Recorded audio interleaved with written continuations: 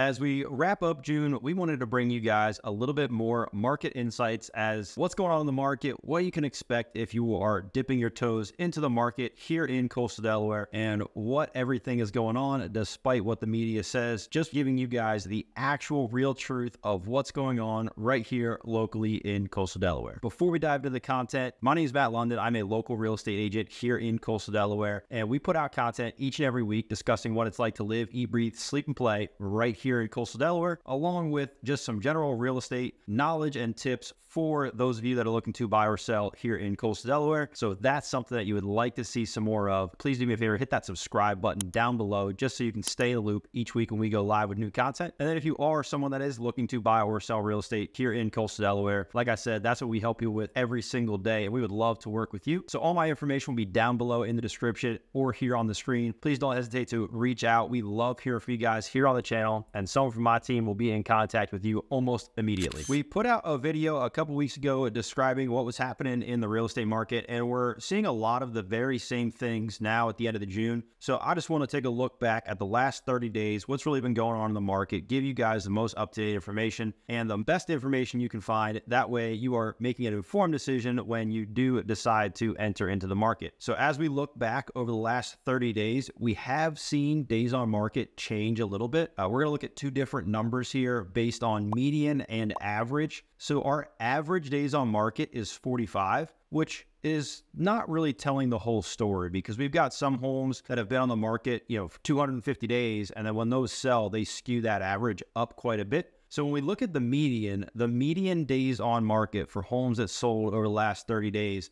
is only 14 days. So on average, we're looking at a longer spread, but that median number really tells us more of what's actually going on. So 14 days is closer to how long it's really taking for homes to sell. I think personally that we're realistically more like the 3-week mark, so maybe 21 days. There's a bunch of new construction that got submitted in the last 30 days that they were only on the market for a day. So that's why that median number is just a little bit lower than I think it should be. But we are still about 2 weeks on the market, which is not a long time. I just had a conversation with a buyer this morning, and they said, hey, this home's been sitting on the market for 2 weeks. What's wrong with it? Why hasn't it sold yet? So the mindset of the buyer is that things are still moving quickly, and they are. Now, 3 weeks is not a long time to sit on the market. There was just a few years ago, 2017, 2018, 2019, when homes were sitting for 3-6 months before they would sell. So it's 2 weeks, 3 weeks, not a long time at all, even though it does feel like it's an eternity based on what we've experienced over the last couple of years. The extremely hot market, 48 hours was a long time for a while there. As we spin our focus and we start to look at average sales price, that's where things get a little bit more exciting. So the average sales price is currently up over 2022 at this time. Our average sales price here in Coastal Delaware is about $545,000. And truth be told, that's skewed a little bit because we've got a couple pockets of lower valued homes that sold. So that number, if you're in the actual beach towns themselves, is likely going to be closer to 600 and maybe even 700.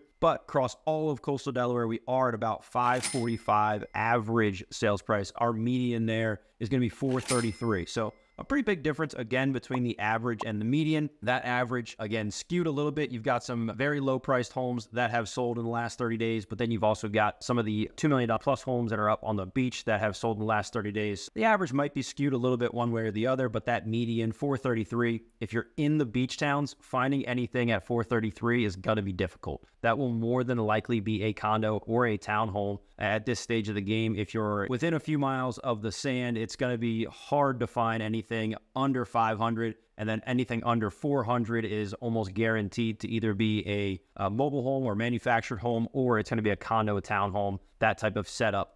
Just to set the proper expectations for when you do enter the market to buy something. The prices are kind of at a weird time, I should say. Sellers are not reducing their prices at all. And anytime those interest rates tick up, buyers just become a lot more price sensitive. So we're at this standstill in the market where sellers aren't lowering the price, buyers aren't willing to pay some of those prices. So you do have some homes that are on the upper end of what the market thinks is acceptable that are starting to sit. Any home that is on the verge of being priced too high is going to sit for longer than a month. If they're not making that price reduction in a timely fashion and they're not reducing the price significantly enough, the home will start to sit longer and start to get the stigma of what's wrong with it. Even if it's just a price thing, a lot of people aren't explaining that to their clients, or maybe the client's not working with an agent yet. So they're trying to figure out, why has this thing been sitting so long? And it can just make it to where some homes are sitting for a lot longer than they should be. Whereas through 2020 and 2021, if you listed a touch too high, the prices were appreciating so fast that the market just absorbed those homes because,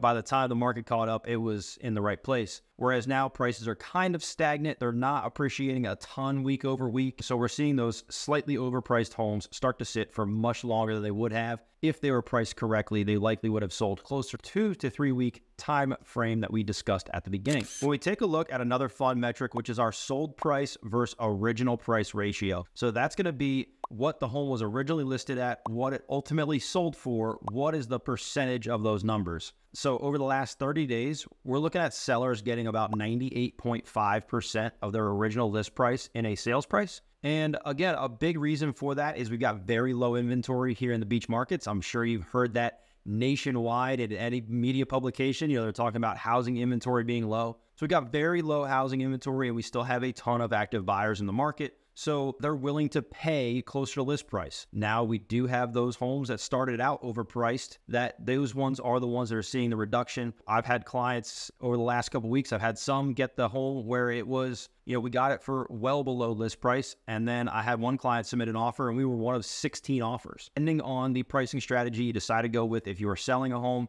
can greatly depend on what your results are on the offer side. But just know that 98.5% is the list price to sold price ratio. So when you see a home on the market, just know that on average, they're getting about 98.5% of their list price as a total sales price, which is a great statistic. That just means that we're starting to nail down a little bit more as to where prices should be. Back at the height of 2021, that number actually peaked up over like 125% at times. It's good to see it right in that 100% ballpark. That means we're starting to get a good idea, and sellers are starting to get a good idea of where their house should be fairly priced, and they're not overpricing it, not grossly underpricing it. They're getting it right in the right ballpark. So just to wrap up, we do have homes that are overpriced, sitting a little bit longer. Anytime those interest rates peak back up to 7%, it does take a little bit of buyer activity out of the market just because they're sensitive as to what that's going to do as it hits the 7% ceiling. We haven't seen it go much above that yet. In my personal opinion, I think we're going to see interest rates tick up just a little bit before they do come back down. As we've stated on the channel for the longest time,